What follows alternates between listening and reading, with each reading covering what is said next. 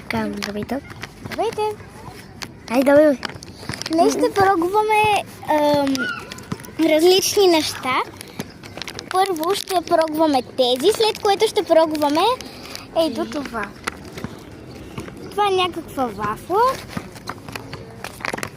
И така, нека да... И тик-так. Една вафла, ако я намеря пак. А вафлата ти е вътре? Да, една вафла. Така, започваме с... искаш ли на сляпо да избираме? Добре, чакай. Затварям ще си ти- очите. Готова ли си? Да, давай. Ей това. Добре. Добре, явно започваме с вафли. Имаме и двете Ай, вафли. бързо с това. Най-голямото, най-малко. Малкото, което е тик-так. Оригинал. Да, я ще го отворя, ти дръж.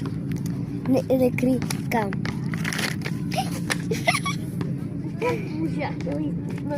Храната. Да. Нямаме търпение вече. Не гледай. Отвори.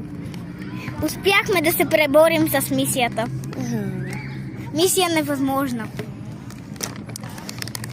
Отварям го. Така, ето вижте, ще го използвам. Така ще си взема аз първа. И сега, Ще го изчакай. покажа аз. И сега и аз трябва да си взема. Ай, бързи. Аз ще го държа, дай вече. Добре. Само да махна ключовете от джоба. И аз имам Яки. чувството, някак си са направени като къщата на Спонжбоб. Да. И ги пробваме след. Добре, ай, 3, 2, Едно. 1. И казваме вкус. И това не е никак лошо. 10 от 10.